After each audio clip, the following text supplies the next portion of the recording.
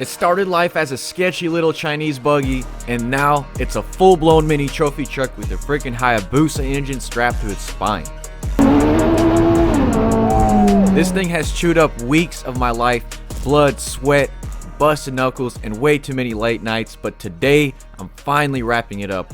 Powder coating's done, final pieces are bolted on, and this beast is ready to rip. Stick around because I'm walking you through the transformation, the finishing touches, and maybe we'll just take it for a little rip. And I may or may not have gotten in trouble by the cops. So guys, stay tuned. You're not going to want to miss this. Sit back, relax, and enjoy. The buggy is in super rough shape since the last time I drove it, and we got to get it ready for powder coating and sandblasting, so I got to think of everything this thing needs and do all the final welding on it. The first thing I'm going to add is this hitch, which I figured would be super useful around the farm and whatnot. Next up is a tail light and some tail whips because I would like to get this thing street legal eventually. If you've been following this build pretty close, you'll notice that I did ditch the rear wing. I just thought it was ugly, and now we got to get rid of these super dinky rear control arms. I went ahead and designed some steel plated ones in CAD, which I think look a whole lot better than the old ones. I also switched to 3/4 inch chromoly heim joints from the old 1/2 inch heim joints. And look, I don't claim to be a perfect fabricator, but there was some sketchy frame design that I had to fix. And alright guys, we got that bar replaced. You can't even tell it was spliced in. I'm adding tabs all along here. This is going to be one giant body panel. I bent a rear cowl out with louvers in it, and it ended up looking like a giant refrigerator, so I scrapped that whole idea, and that was 350 bucks down the drain. I then also decided to add a winch on this thing, a 3500, figured that should be enough. I made this bracket here to add a double shear point to these heim joints, so we'll go ahead and get that welded on. So now comes my least favorite part, tin work. So we got to go ahead and plate all this front end. That way it'll act as a splash guard, protect me from external rocks and sticks and whatnot. Now fortunately, I am showing you only the highlights of this build. It was super aggravating work. I had weld spatter fall in my pants and sand stuck in places where it shouldn't be, but I pushed through, got it done. I was so aggravated, I ended up just doing everything off camera for the most part. I did manage to plate the whole front end, but I used thicker gauge steel so it'd be more durable, and that was super hard to get to conform to the shape of the frame. Check that out guys, it's a shame we gotta cover that up. Alright, so I bought a set of Kirkies for the buggy because I was concerned about safety. This cockpit being really small, these Kirkies are like a cheat code. So we're gaining like 3 inches of room backwards and like 3 inches of room downwards.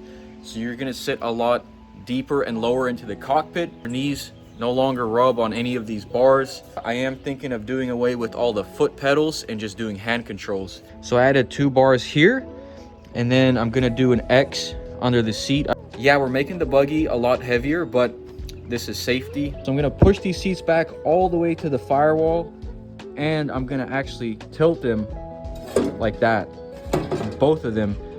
It's a lot more ergonomic for me to reach the pedals if the seat is tilted like that, and also you're kind of your legs are out of the way of these bars. So yeah, I am super happy with the progress on this buggy.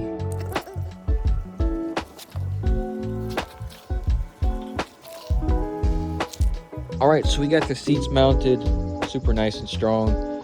I'm working on my harness provisions. So now I'm doing my final weld out on the buggy. I gotta sandblast the seams. Now one lesson I learned the hard way is to keep everything bolted on while you're welding it to minimize warpage. It don't matter how good you are unless it's fully jigged up, but the engine is basically acting like a jig, holding everything in, and that way we could really minimize warpage. I also added even more bars of reinforcement to this tubing. I added those little corner gussets. So probably over like 150 pounds of steel I added to this thing just to make sure we have a nice and rigid frame. And I probably used about 5 gallons of sand just weld prepping this chassis. It is bright and early. We got the buggy all loaded up, finally got it all welded out. We're gonna go ahead and take it sandblasting and get it powder coated. Man, I love this thing, dude. I love how it turned out. I think it's gonna look a billion times better once we powder coat it. So we're here at CA Technologies. These guys built some, probably the world's baddest side-by-sides. And we're gonna weigh this thing. I'm gonna guess this thing weighs like 427. Predictions. I'm thinking probably 450. 450. All right, let's see. Wow. 355. That's 100 pounds off. 100 pounds off, dang. I could have made it way lighter, but yeah, that wasn't the point though. So out of all the colors that I could possibly choose for the frame, I think I'm gonna go with black. Yeah. I like this color right here. I also experimented with stainless steel right here. Ooh. Desert tan. Wait, do y'all have a lot of that? Dang, that was the second color I was considering. Yo, this is sick, dude. Fire suppression system. So you can pull a cord here. That's nice. Or inside. Yeah, already just getting some inspiration just right off the bat. So we got that buggy frame sandblasted. He said it was pretty easy. It took him about an hour and a half. And then I touched up some of my ugly welds on the frame using pulse TIG. Sometimes you just gotta fake it till you make it.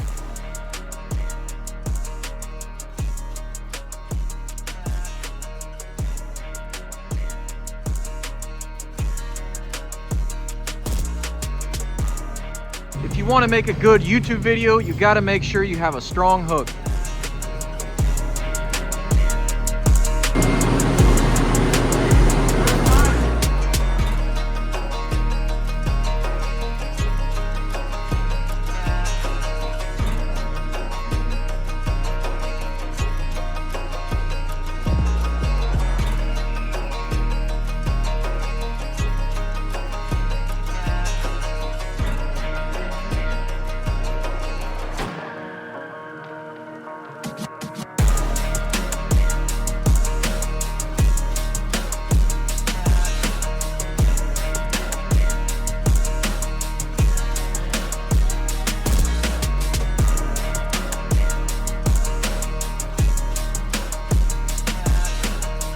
Moment of truth.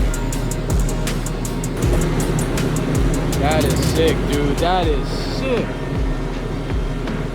That's sick. So what do you think, white panels or black panels? I don't know. It would be cool to be like fully blacked out. So I'm also gonna powder coat my Kirky seats black too.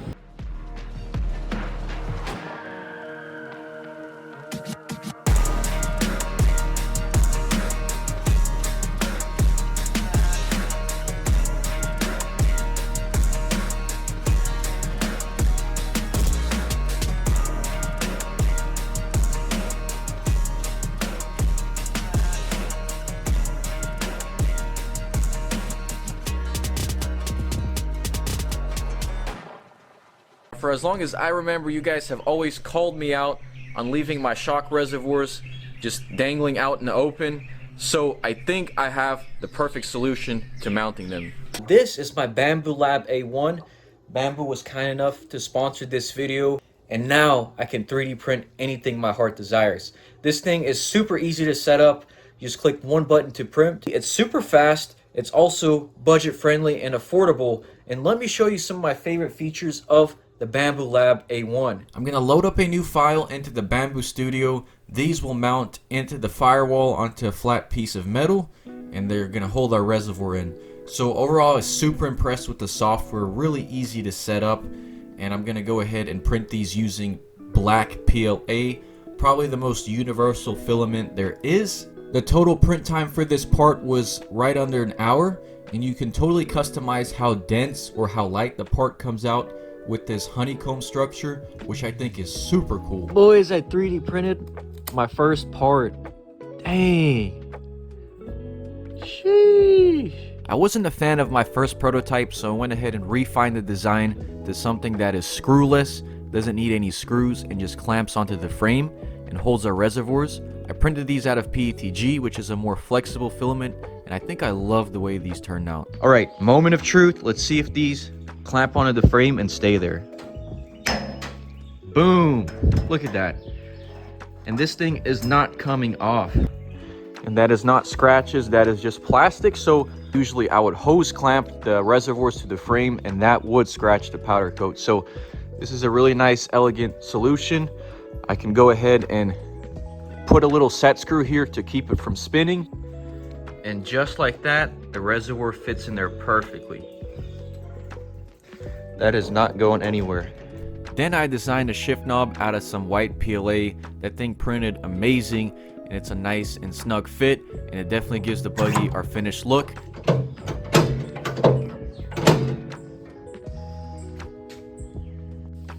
I also 3D printed some wing end mounts for my crosskart, and I love the way these look. And then I printed a battery box for the trophy buggy to house our battery. This one took about 13 hours of print time. So this is literally days worth of prototyping. I started with these, then went to these. I even tried a 90-degree offset. And what I ended up liking the most was this simple clamp that's gonna bolt on to our existing holes, and it's gonna hold our reservoir just like that.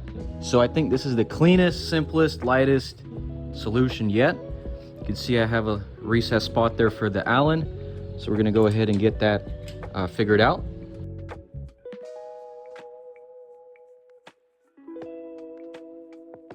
Guys, go ahead and check out the Bamboo Lab A1 combo down in the description. They have 3D printers for anyone. If you're a beginner looking for something budget friendly, or even if you're a professional or a novice. So go ahead and check them out down in the description. Huge thanks to Bamboo Lab for sponsoring this video. I'm super excited to get into 3D printing, and I'll be 3D printing more stuff in the future. So with that being said, huge thanks to Bamboo Lab for sponsoring this video. Let's go ahead and get back to the live action.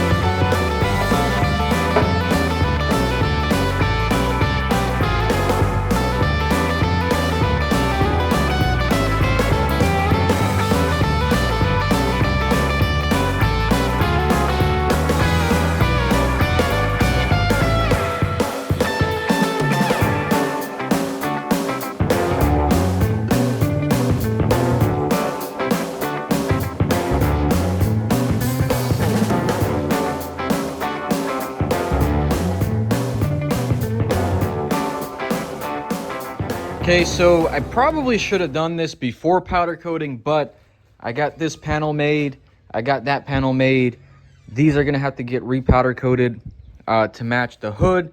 The hood I got painted by a professional body man. I mean, look how smooth that looks. And it's hard to believe that there's like 5 seams on this hood. Anyways, I gotta go ahead and weld these holes up that I messed up. Can't be any happier with how this buggy is turning out. It's a work of art, man. Now for the rear A-arms, I got these plates cut out from Send Cut Send. We're gonna double them up, put some ribbing on the inside, then box them in. And I got some of these adjustable shock tabs, so we have a lifted shock position and a lowered shock position.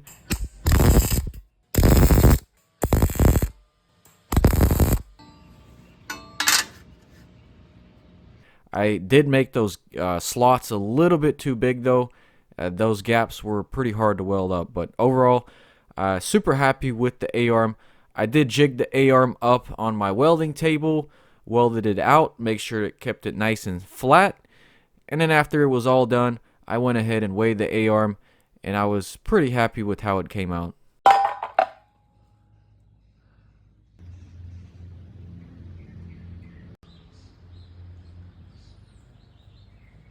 I am going to go ahead and build a aluminum airbox so I can go ahead and get this thing ready for boost. This plastic one is just too big and too ugly, so we're going to go ahead and get this thing welded out.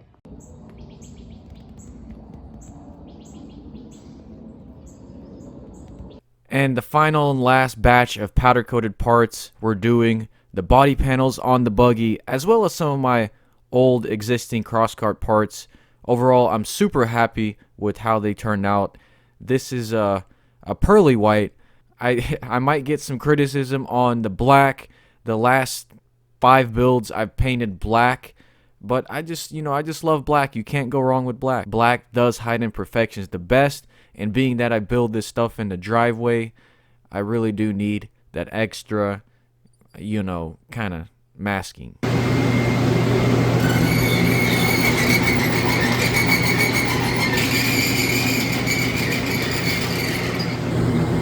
That probably looks the best one.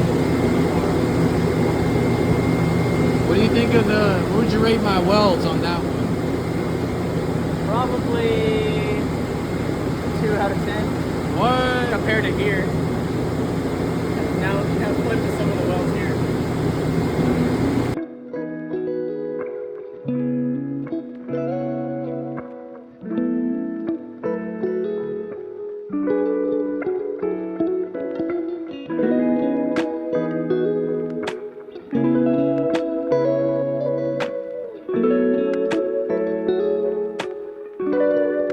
I forgot what week this is. I think it's week 5 or 6. But we got our plated rear air arms powder coated white to match the front.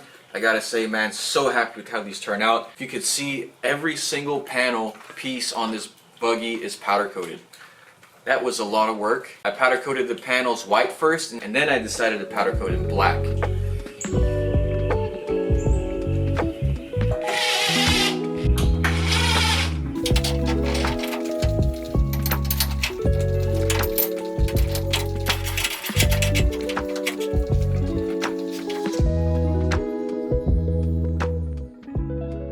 Finally on all 4s. This took like a month and a half. Ooh, ooh. Jeez, hold up. I gotta stand back. Are you seeing what I'm seeing? Dude, this rear end looks so sick. I'm still working on it as we speak, but yeah, it is so sick.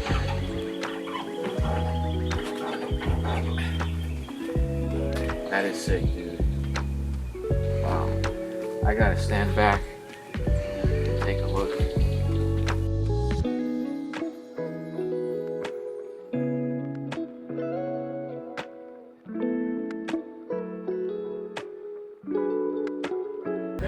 So Rocky Mountain ATV was kind enough to get me a 5th spare tire. We're gonna go ahead and mount it. It'll be easy, no? Alright, let's see. How long do I throw this over? Yeah, don't need that much, just a little bit, just so you don't scratch that.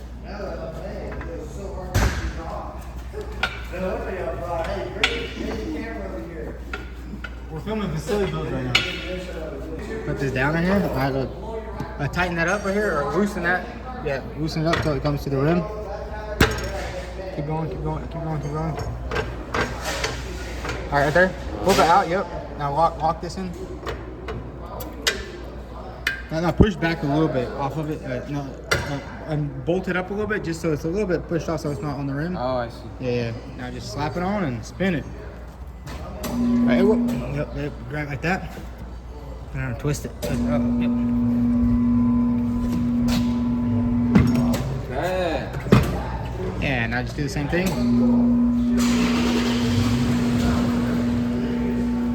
Easy. Bro, got it. Hey, look who taught me. We got V-Tune. Yes, sir, I used to work here back in the day. Heck yeah, dude. By side. I mean, that would have been easy to say. You had all control. I did the work myself. Yeah,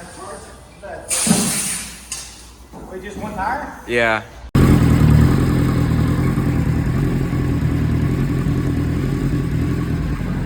Check this out. I got reverse hooked up. This is forward, neutral, and reverse. So this is forward, neutral, reverse. Super neat. And once it's not in use, it tucks away right there behind the seat. So super happy with everything, man. For now, this is our throttle. It should be on the right side, but the clutch is on the right side. So we're gonna have to figure something out.